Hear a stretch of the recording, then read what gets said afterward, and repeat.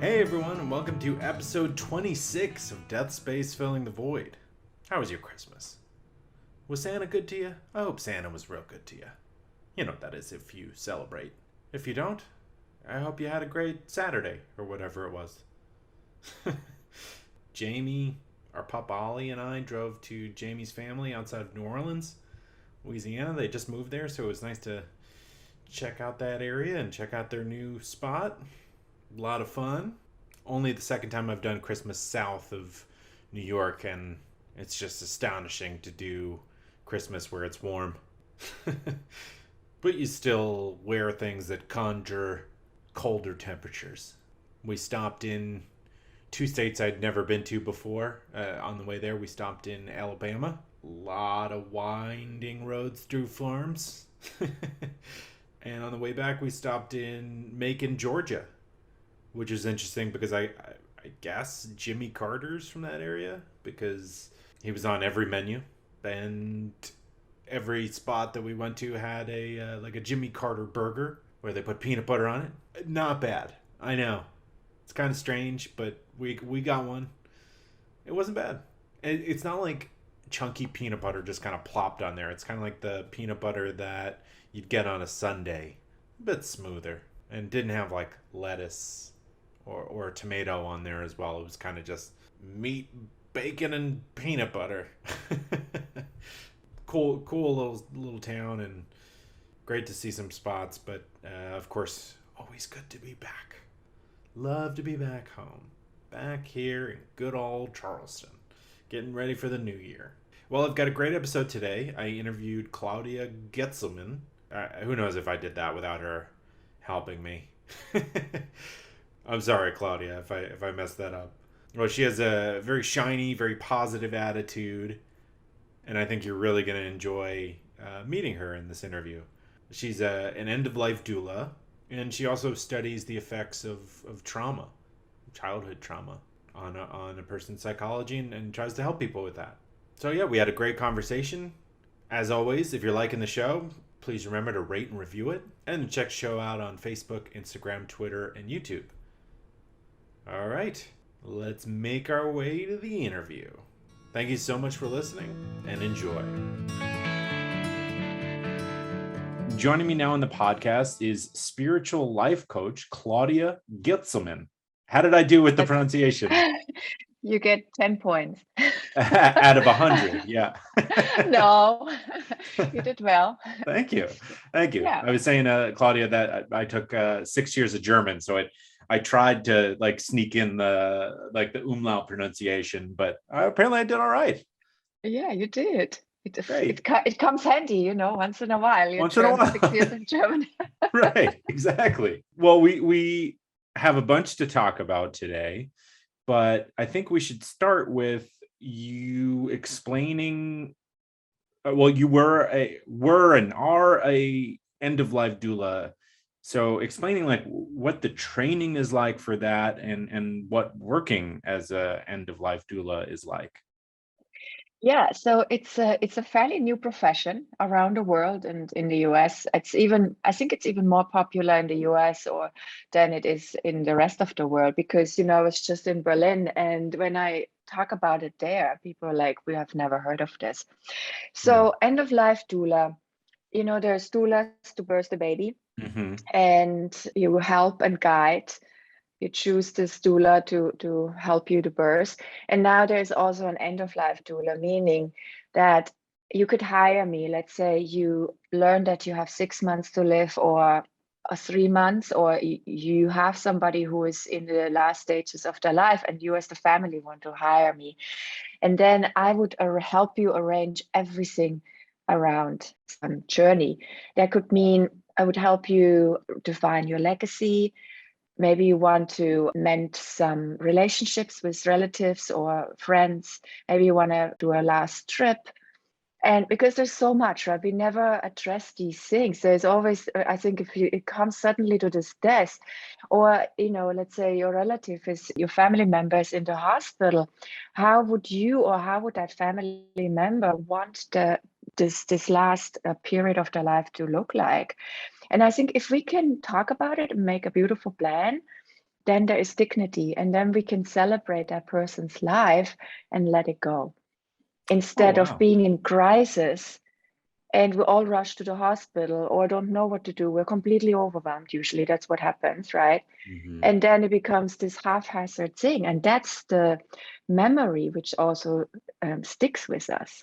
I had no idea that the process would last that long. It's so helpful.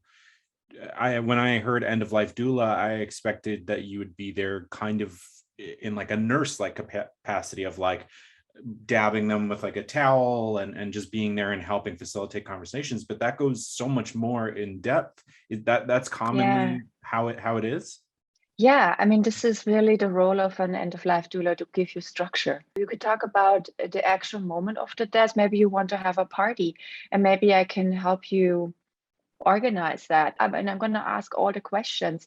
Would you like to look out somewhere into the sky? Would you like to be more in nature? How is this environment supposed to be? Just light, dark? What music? Would you like essential oils? I mean, so many questions. We never ask anybody, but it's the most beautiful gift you can actually give to somebody and say, this is my last moment, and this is how I really want to design it and create it, and go with dignity. And maybe you want to have like one person around or 50 people around, right? It's Hmm. really, it's such a personal journey, and a lot of people don't know what they want unless you start talking about it. Right, absolutely. Well, that's so beautiful. I want to get to what it's like being an end of life doula in like the moment of actual death, but I'm curious, how do you help them define their legacy? How does that process start? There's like a form with a lot of questions. Hmm. So let's say we have 3 months. We start with this questionnaire, and then through the questions, you give yourself some time, and then you can sort of answer these questions. And I think things crystallize out. Mm. And I feel, again, it's this sort of seeing somebody and honoring the person, and then also for them to find peace with whatever, which life they have lived or have not, but to come to terms that this is just how it went, and honoring that life. Mm. Yeah. It almost makes me think that why wait till death to have these moments, right? My words, exactly. Thank you. Why wait until the last moment, until the crisis happens, and then we struggle and there's so much emotion involved? Why not? And this is exactly what I did after I did this life coach training, the end of life doula training. I took it to my spiritual life coach praxis, because I thought, if we can take these tools and really implement them into the here and now, like in the middle of our life, and ask ourselves these questions, it will give us so much clarity of the things we want to do, the way we want to live our life, and what we need to do in order to, because we don't know, right? It doesn't matter of the age. It could just be tomorrow you cross the street and it was your time. Mm. But there, and then who knows? You could be in a wheelchair or whatever. So many things happen. But to know, let's say I would die tomorrow, or tomorrow would be your end, you get the news that you could say, I actually lived a pretty good life that far. Hmm. Yeah. I mean, that would alleviate a lot of the fear that people have of death if you can make peace with your mistakes, your shortcomings. I mean, those are the things that keep us up at night. So Right. if you're at peace with all that, hey, you know Yeah. you're doing all right. But the thing is, we don't talk about death, right? As a society, and has become worse. Let's say, for lack of a better word. But if I think back, even when I was very little, and I remember my grandma. I mean, German houses, for instance, I said this many times, have like the old German houses have very big entrances because the cascade was at home. So death was celebrated as a family event at home. Snacks would be provided, and maybe a little bit of alcohol would be served, and you would celebrate this person. But now everything is handed over to hospital or the doctors or the medical system, right? And then it's out of your control. It's out of what you possibly could contribute. And this person and the family finds itself in a neon lit room with machines, Hmm. and then doctor says, oh, you need to go now. and nobody knows what to do, and it's so stressful. So if we can again come back, and so because of this, I think death has become so alienated, and we don't want to even talk about it because it's just this idea, oh my God, in the hospital, peeping machines, this and that. It's so foreign to us. It's so uncomfortable, right? It's so cold. But if we can change the conversation around it and really understand we're born to die, and it's the journey in between. And then also, just as the birth, the celebration of the birth, we celebrate it. So it's so often with, all these rituals we have, that we come back to this other book and make it exactly the same thing. Yeah. So have you had a lot of success with helping people repair relationships with maybe estranged family members or friends? You described that as a part of the job description of an end of life doula. I'm wondering how that typically goes. Yeah, it's interesting because I mean I can facilitate. I ask the questions. I can help the person to establish the contact and understand there is this willingness to mend or reach out, but then it's also that person's relationship. So I have, I can't mingle in the middle of Okay. it, Yeah. but I am facilitating. I would say even it's interesting because you go down the questions and the list of what should be done, and then these things come often up Mm-hmm. because there is this sort of, I need to make peace with this inside me, and that's often around a relationship or something which hasn't been said, needs to be said, just to find that inner comfort. So I can help, maybe research, maybe encourage to make this phone call or what this phone call should be look like, but then it's that person's decision Okay. So you at the don't end. reach out to the person on the other end and say, I'm working with, No, okay. All right. So it's on no, them. I think it would be overstepping some Sure. boundaries. Sure. I just wanted to Yeah, see what that was kind of like. But yeah. that's even great. That's nice too, then, that if there isn't a reconciliation, it's completely between those two people, and no one feels forced into it, kind of thing. No, and I think it's the key is that even if it wouldn't work out, it's not maybe about that person who wants to reach out. Maybe it's the other person, right? Right. We don't know. But then you tried your best. You did this because it was this calling inside of you. And then you can still make peace with it. Then I Hmm. can help again find the right angle of like putting it down and saying, you did show up. Hmm. You Yeah. put the cord in the other person. And so that other person knows that you reached out, that this was important to you. This was the wish, whatever comes, we have to trust it. Whatever Right. comes off it or not, that's it. Comes off your plate, right? Yeah, The yeah, plate of anxiety we all have spinning in our heads. yeah. So I've never gone to a funeral or a wake or anything where someone has been working with an end of life doula. I suspect that I would have a bit of a shock at what was built, and how different it was compared to what we normally do. How do people react when they come to a space, to I don't know what you call it, a dying, a death, that you've curated, and That's celebration. a celebration. There we go. Life Yes. celebration. I'm coming to a death. I know that sounds Yeah. so grim, but a celebration of life. Sure. How do people I typically react when they don't know what to expect from what an end of life I is?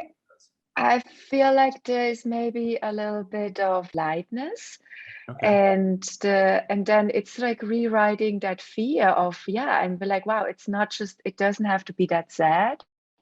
And or also there is this feeling of warmth. Wow, this was very meaningful. We spent some quality time. And but not everybody wants to have a big party. Some people Hmm. they're like, I want to just have this moment of peace by myself.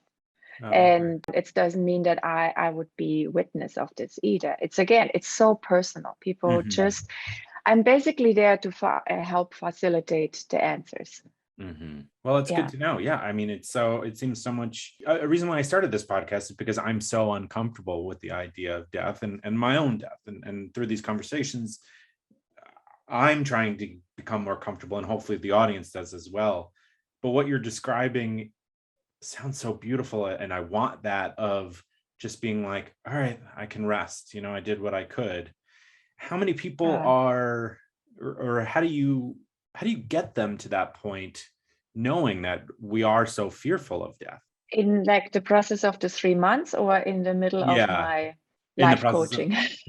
either one, because I do want to talk about that as well. I think it's if you have 3 months and you're confronted with this fact that, or even 6 months, there's something seeping into us, right? It's like in our normal life, death never really happens. It's so far away. It's out there. It's like, the old people or somebody, you hear it, but it's really doesn't, it's not in, you don't embody it. So I think if you receive this news, then it says you form a different relationship around it, because it's like, whoa, what now? And there's a lot of reflection. It becomes a choice. If you have this guide, you can really make peace with all these parts of your life which probably come up.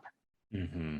You sort of, memories come up, maybe, let's, for lack of a better word, like it's burping up in a way, right? Suddenly, because when we're in the middle of life, right, we forget so many things. We're just Mm-hmm. busy living. And let's say you would have this news received, and then suddenly I think a lot of things just are steered up, and they were like, sort of. And to make peace with that, I think 3 months is a long time to really work through and through the emotions. You're right. It is, Mhm. especially when I love the metaphor, it burps up on you because you don't want it to, but it's happening nonetheless. Yeah. And that's also why it's why I wanted to bring these tools back to the middle of the life, because if we just can step away from this fear-based labeling of death, but honor what is a death. We experience so many deaths throughout our lives, little ones, every day. I mean, COVID, oh my God, how many deaths have we experienced? The absence of going to a restaurant, the absence of hugging somebody, that we don't even know that there is a sort of a little form of death.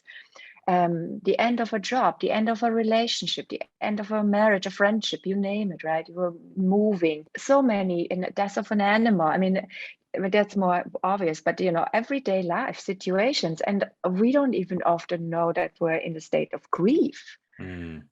And but if we can like really understand that also these deaths, which the practice, like they're our practice deaths, we get to practice death in that sense and honor it and see the value.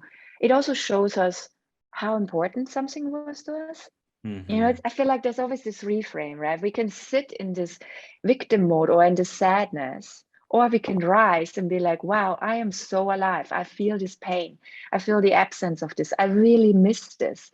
So therefore, I'm grieving it. And maybe I have to go through the motions. I'm angry and, whatever all comes up. But it's still this like, wow, this had so much importance to me.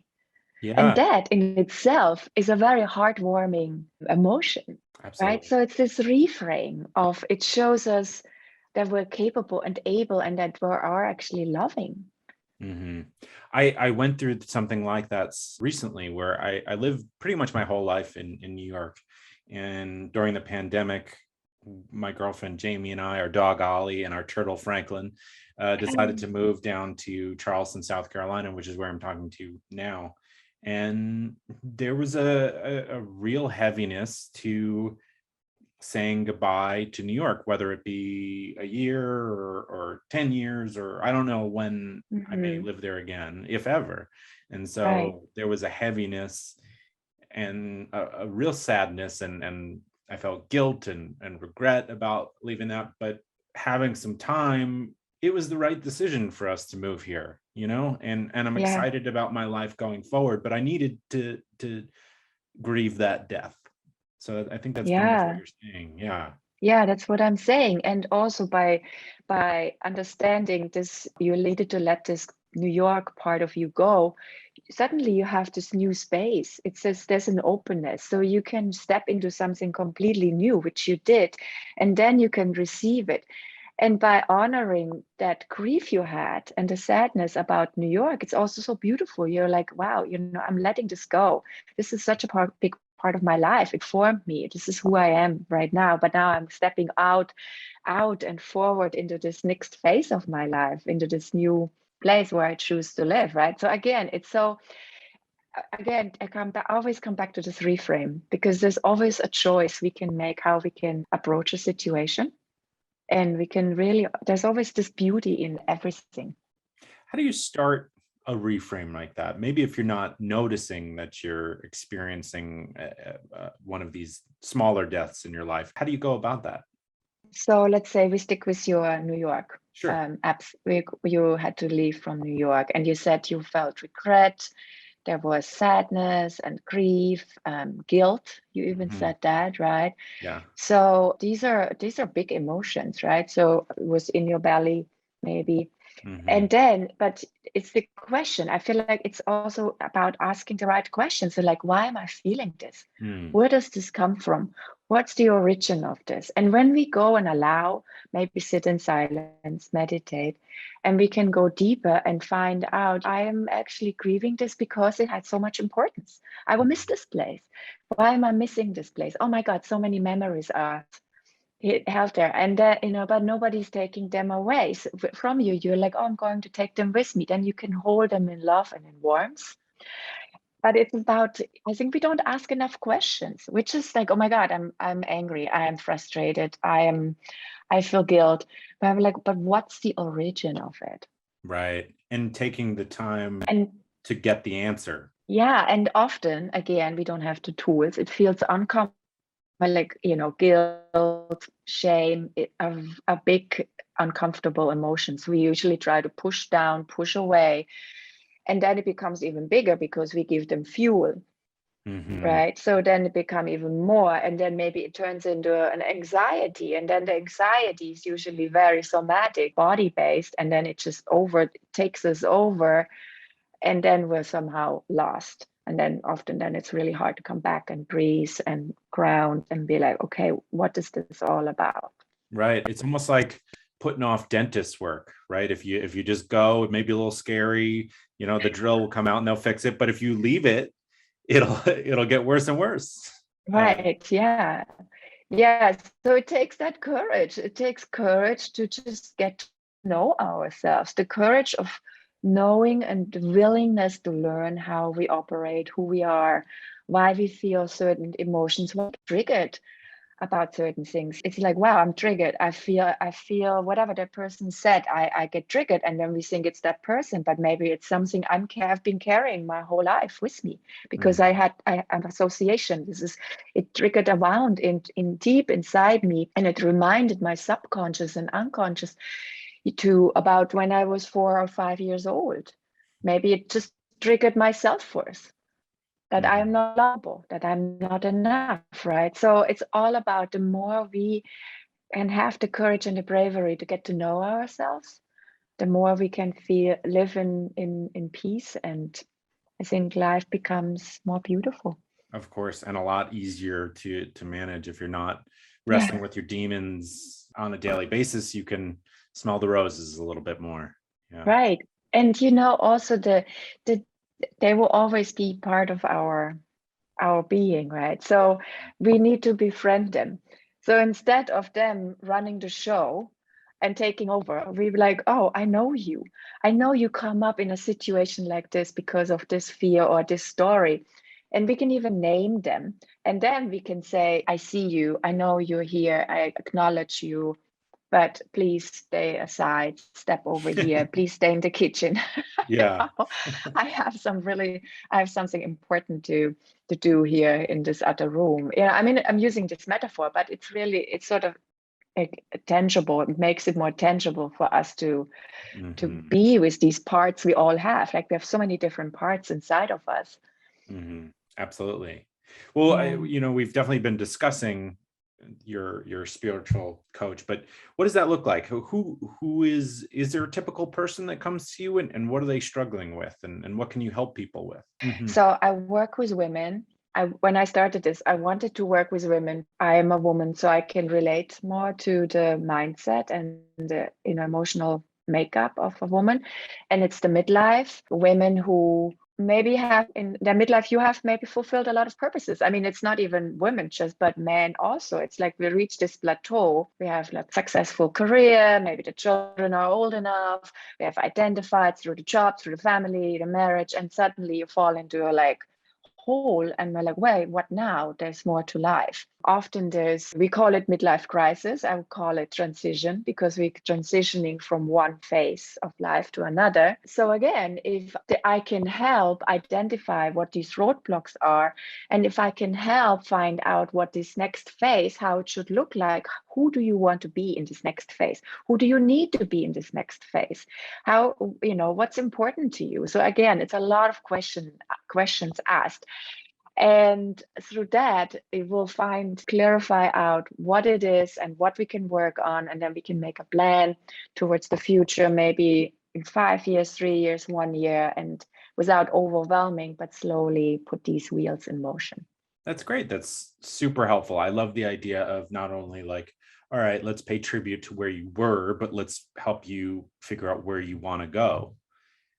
Yeah, and we this is also the thing. We identify so much because there we are. We're on this fast-paced life, but we forget that we actually have the permission and the ability to become somebody completely different. It doesn't mean because I have this job, I have studied this once, and it becomes my career, that I have to be like this for the end of my life.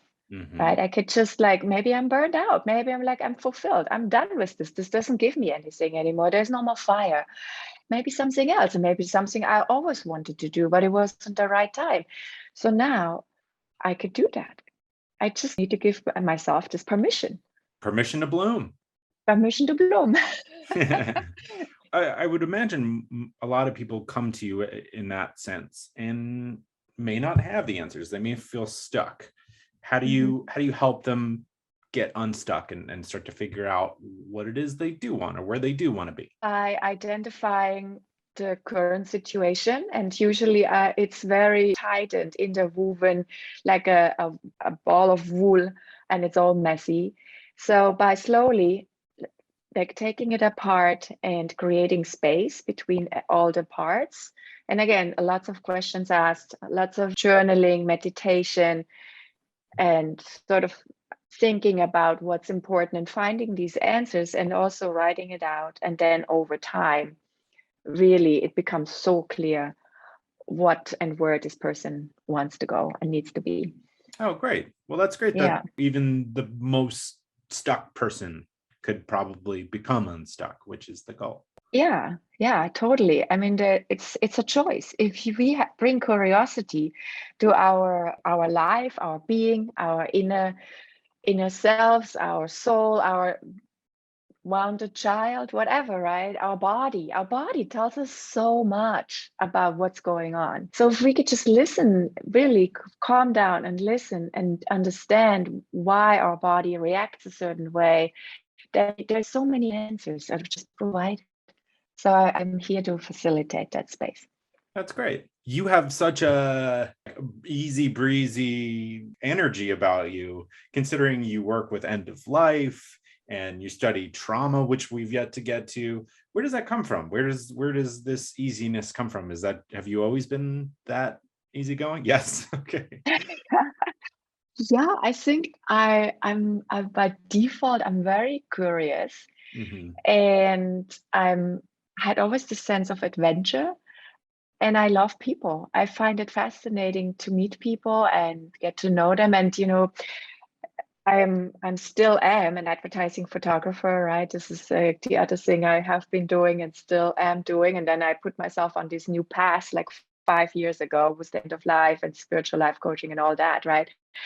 But I realized that as a photographer, I always have to make a connection with people, right? It's like this one fraction of a second because I'm here to take your picture. I want something from you. And so you have to trust me in order to open up. And I say this in the most humble way. So I realized I have this gift. And people just always think, they come and tell me their stories and think that I don't judge. I don't want to judge. I just listen because we're all broken. We all carry our own burden. So we're all in this together. And so, yeah. And just sometimes somebody is listened to, seen. Just if the words can come out and I give you my full presence, that's so healing. So I don't know. I guess maybe it comes from that. I don't know.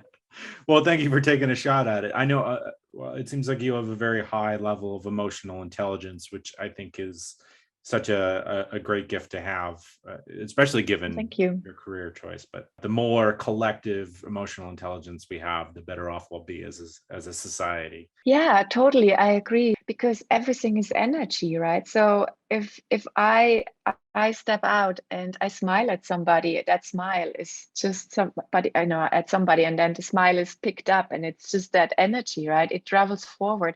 And maybe we don't know what it does, but it maybe saved that person's day. Mm-hmm. Or it reframes again that person's day, but suddenly they're like, oh my God, somebody smiled at me. Or I say, oh my God, I love your shoes. Or it's the little things, right? But it's these big, which make a big impact often.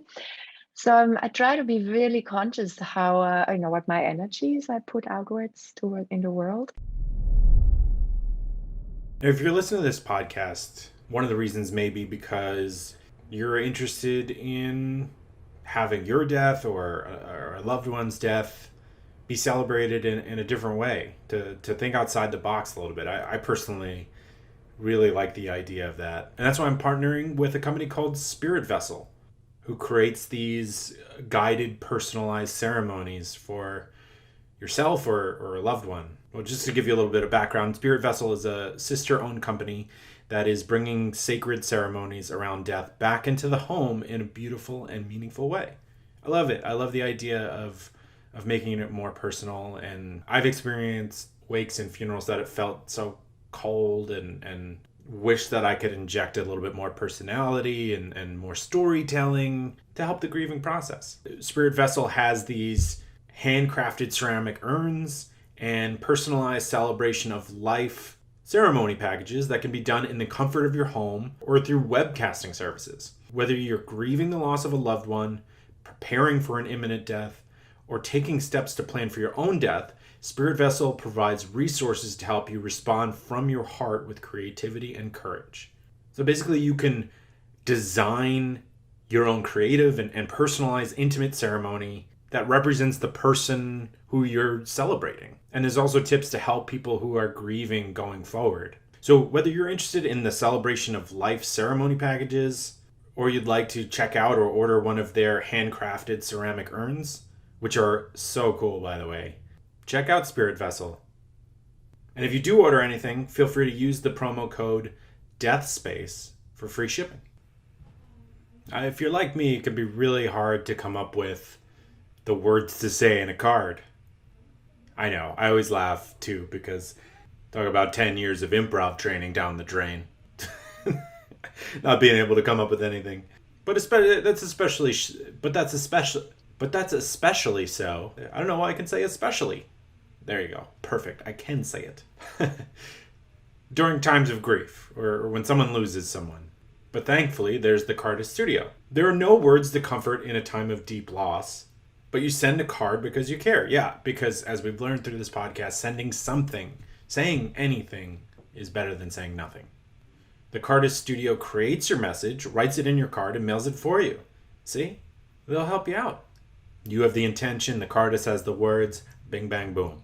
All you do is pick the card and tell why you're sending it. No anxiety, all care. For a message from your heart, but not your hands. Just sit back and enjoy your relationships. You know, you don't want to have that awkward feeling like, was that too much? Did I say too much? Am I talking too much? As I'm literally talking too much? As opposed to figuratively talking too much, Pat. All right. My inner voice is kind of mean to me. TheCardistStudio.com, thoughtful, just got easy. And better yet, you can use the promo code DEATHPOD, one word, for 10% off all orders. You ever lie in your resume? Huh? Look at me. Look at me when you're lying. No, you should never do that. That's a terrible idea. But it can be daunting to look at a job listing, see everything that you have and things that you probably don't have.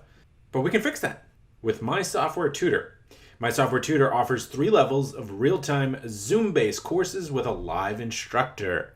So I'm going to keep you on task They've seen it, they've heard it, they've seen the resumes, they know the holes, but they're here to help. They'll deliver practical, functional business skills in a friendly and supportive environment. It'd be funny if it really wasn't a supportive environment. Like, when are you gonna understand this? Of course, that's not the case. That's just the anxiety or reliving fear dreams we had as children. These courses will increase your marketability. The job market couldn't be better right now. So it's a perfect time to invest in yourself and improve that resume. Whether you're an employee, job seeker, consultant, or contractor. You can sign up for these classes at mysoftwaretutor.com and use the promo code POD20 to save 20% off all registrations. Would you look at that? All right, enjoy that new job. You're also studying trauma. I mean, a shift from talking about positivity towards trauma, kind of a tough segue, but you're studying this. So this is something new that I know nothing about. So I'll let you just take it away and you tell me what you're Yeah, I think when we first connected, that was at the beginning of the year or something, right? Yeah. It was quite long ago. When Yeah, this I was think very new. yeah. So I started in the beginning of the year, 9 months basically in now, and it is with Dr. Gabor Mate. And I highly recommend, he just came out with a documentary and it's called The Wisdom of Trauma. So this module or modality I'm studying is called Compassionate Inquiry. And it is basically around our childhood upbringing, the traumatic experiences we have, and we don't know that we carry them. If it's okay, I'll give you a little explanation. Sure, of course. Yeah. So basically, when we're small, there's three things, right? We need. It's love, food, and shelter. Our parents do their best job, whatever that means. Some better than others, some not, because they carry their own story. The family is dysfunctional, you name it, right? But we, as children or babies, we don't have that cognitive understanding to say, I need love. So in order to get the love for us, these three things are essential for us to survive. So we adapt. We do things, we form behaviors in order to get the love, to get the shelter, and to get the food. Then that when we're little, it's fine because that helps us to get all those things, but then we become adults and then they become the roadblocks. And then it shows up as maybe, let's say, codependent relationship, numbing, addiction, anger, outbursts, you name it, avoidance, no boundaries, overcompensation in order to feel accepted, workaholics, I mean, whatever. So, and these roadblocks, they become more and more and more often as we go through life, and then there's a disconnect from our true self, and we feel completely lost with this life. Yeah, wow. That must be so heavy. I mean, to focus on that too. So, but then the people who come to me and I've worked with, often it's not about what happens on the outside, but what you make meaning on the inside. It could be something minor. Something happened when you were 4 years old. You don't have any memory of it, and it was minor, but the meaning you made on the inside, let's say that you're not good enough, you're not lovable. And so it changed something really big. So doing this work and helping people to go back to that very moment and the memory and having that aha moment through the body as an embodied experience, that is like the biggest gift I have received so far. Oh yeah, that sounds like it. So even if they don't remember it, you can help them travel all the way back. Do you mind if you practiced a little? I'm not asking you to fully treat me, but just so I can understand what that's like. Yeah. So let's say we do a session and you would come, let's say we would ground, we do a little meditation. And you come with an intention to this session, and there's something which happened in your recent history, just maybe last week, something which upset you. Okay. And so maybe is there something, for instance, you would like, let's say there's something last week. Well, as a person who I have 2 podcasts and a full-time job, and so at times I feel like I'm a workaholic, and at times I question why I do that. So that's not just last week. That's just like an ongoing battle that I have in my head. So if you when you say that you feel what I'm reflecting back to you, and you said that you feel like you're working too much, there's an overcompensation regarding your work because you have two podcasts and you have full-time job, and you question why is this that you're exhausting yourself like this. Is that fair to say? That is fair. Yeah. So when I say that, or even when you said that, is there something in the body, like there, could you identify where does that sit, this feeling of like overcompensation? It's like on my shoulders, like right here on the sides of my neck. So there's a weight, some Yeah. sort of weight is there. Wow. Okay. So weight, if this weight on your shoulders would have a voice, what would that say? It's funny, I'm judging myself, but all I heard was you can't. You can't? That's what I heard in my head. You can't. Wow, you can't. In what does that mean? Could you elaborate? Could you like maybe this whatever that voice was, could that voice add something? Yeah, I feel like it's funny. Wow. Yeah, it's funny. It goes back to childhood, being told at times that I wasn't smart enough or good enough to do this or that. Not even stuff that pertain to now, but stuff that pertain to being a child, right? Like of maybe on like an athletic field or not being the smartest person in class or something like that. Wow, so okay, that's powerful. So you have this feeling of overcompensation steers maybe from that you feel like you weren't good enough and you need to work harder in order to reach this. So did this come from your parents? Did your parent would say something like this to you, or what? I think, well, there's three things that come to mind. I feel like teachers always express that to me, being like, need to work a little bit harder. Peers making fun if I like got an answer wrong. And I played hockey growing up, and I remember a bunch of coaches would tell me that like your talent level isn't tremendous, but your greatest asset is your ability to work hard. In that I worked harder, they would say, than most people, but I didn't have the like God-given ability. Right. So if you could think back, when is your first memory of something like this? If you sort of tap in, you close your eyes and you think back to your childhood, when was the first time you could, or I mean, whatever you remember, but when, how There's old a were few, you? but like I could say 4 or 5 years old. 4 or Just 5. yeah. Wow. So what do you know exactly the situation? Could you recall it? What happened? I remember playing soccer maybe for the first time and tripping over the ball and kids laughing at me, which is very funny. But I think, Well, there was shame. yeah, for sure. There was like, I'm not good enough. Yeah. So that again, and it's like what we said earlier, right? On the outside, it's a minor event. It's just Extremely a ball minor. game, Yeah. extreme minor. But what the meaning you made on the inside of this changed you. There was So an inner true. voice which was like, I am not good enough. They make fun of me. I'm worthless. I have shame, right? All these things, and it's but not cognitively, but subconsciously. And then And that's I why guess if it's you're expecting that too, I can see the reinforcement levels throughout the rest of my life, because I feel like maybe I'm searching for that. Looking, right. you're expecting that almost. Yeah. And now it even sits visibly in your body as this weight, and it pushes you down, and it's like, I'm not good enough. I have to work harder. And the weight of the working harder and harder is all related around here. Yeah. Wow. I mean, that's amazing how quickly we just did that. But I mean, this is the tip of the iceberg. We can go really deep into this, but right. this is sort of how. I mean, I don't think we don't really have the time here No. right now, but this is sort of how this process would work. So Thank you again, so much.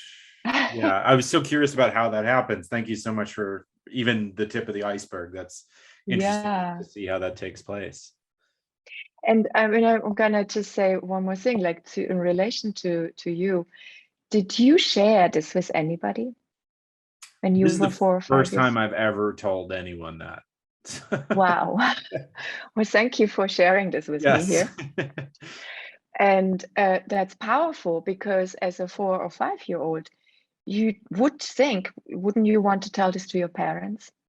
Well, you don't want to be increasing the shame of being laughed at, right? Like, So this is exactly that, right? So you didn't feel safe with your parents to tell them.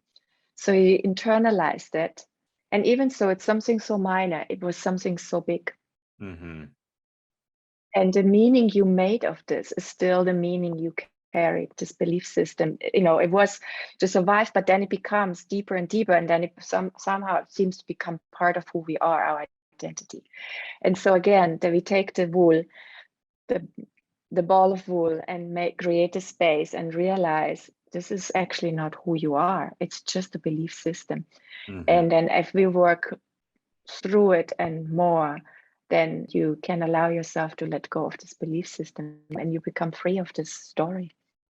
That's incredible. Well, that seems extremely worthwhile. I can see why people would want to take a shot at it for sure. Yeah. And it's called compassionate inquiry. We're compassionately inquiring about you. And then, there's no judgment, there's just holding, and there's lots of questions. Right. And And yeah, and this gets folded into your spiritual life coach. Okay. Yeah, that's a mhm, great tool to have too. My goodness. I mean, if the yeah, goal, it seems like your whole career is just helping people feel comfortable so that they can, number one, enjoy life, but number two, not fear death. yeah. It seems to be that way. I don't know. It's just so I am at awe often by myself because it's just on this journey I'm on now. Mhm. It's just, yeah, I guess I maybe found my calling. Yeah, I mean, it's quite a calling. It's extremely useful. There's a lot of people that are broken, as you said, and could use a little compassion and a little help towards feeling more calm and less fearful. Yeah, and you know what you said earlier, you said it seems my lightness, and this is such a heavy topic, but even just now, I feel honored that you shared something which you have never shared with anybody. Mhm. So this is so beautiful, right? So this gives me energy. I don't know, it's so light. I think there's this beauty within this exchange. So then that sort of fills my lightness again. So it's not heavy in that sense. It's just you whatever happens to you, like we get off this call and you're like, wow, this is fascinating. Or it starts it's this little seed which was put inside of you, right? This maybe new consciousness around this memory. And wow, this is it. That's it. That's so humbling and so beautiful. So like, wow.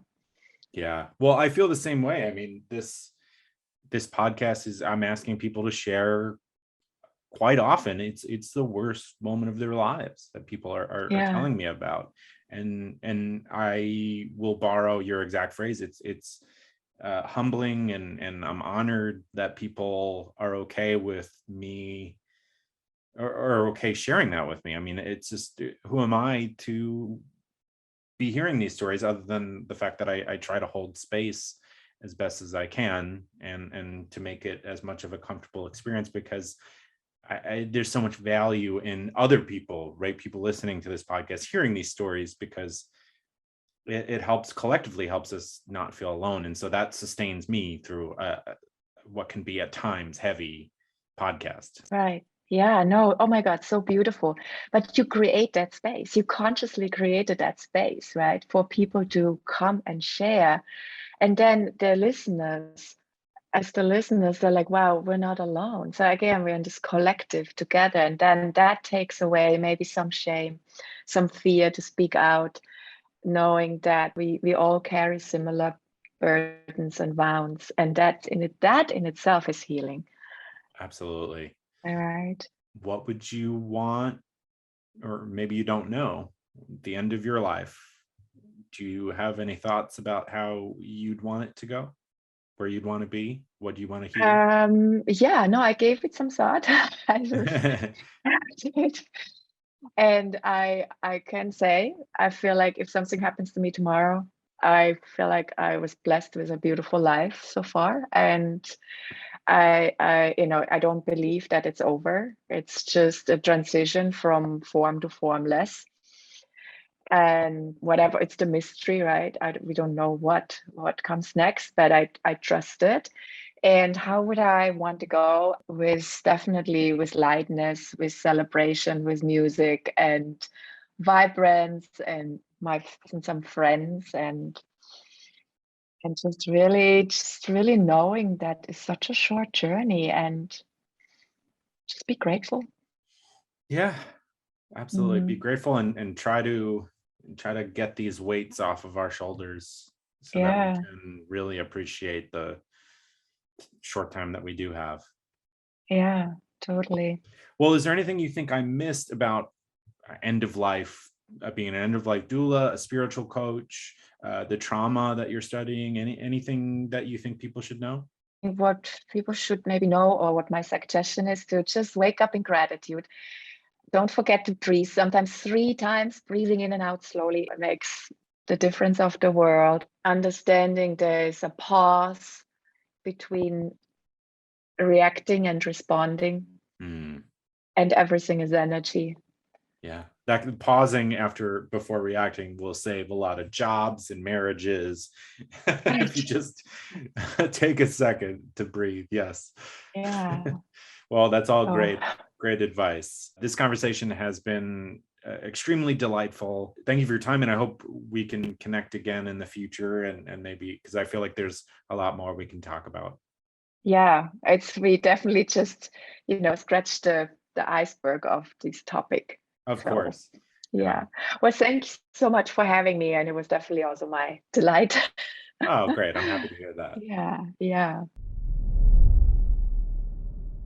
All right, I know I took a break for Thanksgiving and a break for Christmas, but no more breaks through the end of this season. Full steam ahead. Here we go. Got a bunch of great episodes before making my way to season 3 of That Gives Me Anxiety, my other podcast, which I'm still working on. If you haven't checked that out, please do. I think it's a lot of fun. I'm also biased. But yeah, hope you had a great holiday, whatever you celebrate, and I hope your New Year's is fantastic. I couldn't imagine being the type of person that like goes big on that anymore. I mean, other than like going to a party, I'd go to a friend's house or something like that. I mean, I like people a whole bunch, but I don't know. I used to go to these like huge bar events, and that just sounds just exhausting.